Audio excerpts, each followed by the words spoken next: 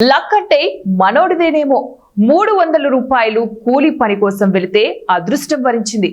Jackpot కొట్టి ఏకంగా లక్షాధికారయ్యారు. అతడి జీవితమే మారిపోయింది. కర్నూలు జిల్లాలో జరిగిన ఈ ఎపిసోడ్ చర్చనీయాంశంగా మారింది. ఏపీలో వర్షాలు కురుస్తున్నాయి. ఈ క్రమంలో రతనాల సీమగా పిలిచే రాయలసీమలో వజ్రాల వేట కొనసాగుతోంది. ముఖ్యంగా కర్నూలు జిల్లాలో ఈ వజ్రాల కోసం గాలిస్తూ ఉంటారు.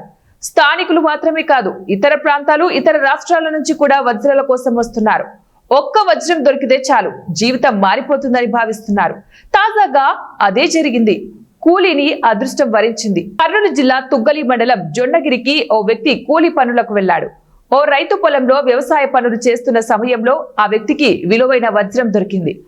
ఆ వ్యక్తి మట్టి పనులు చేస్తుండగా పొలంలో ఓ రాయిలా మెరుస్తూ కనిపించింది. మనోడు అది రంగురాయి అనుకున్నాడు. ఎందుకైనా మంచిదని బయటకు తీసి చూశాడు.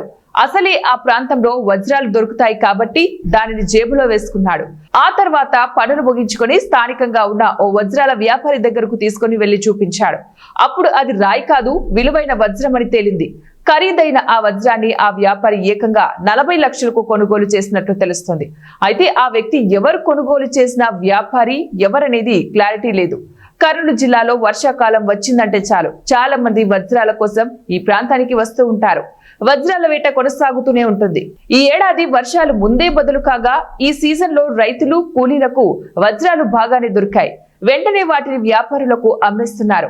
జిల్లాలోని వజ్రకరూర్, కర్నూలు జిల్లాలోని జొన్నగిరి ప్రాంతాలలో వర్షాకాలంలో వజ్రాల వేట జరుగుతుంది. జూన్ నుంచి సెప్టెంబర్ వరకు రైతుల కంటే వజ్రాలు వెతికే వాళ్లే ఎక్కువగా ఉంటారు. ఇక్కడ ప్రతి ఏటా 40 నుంచి 50 వజ్రాలు దొరుకుతాయని స్థానికులు చెబుతున్నారు.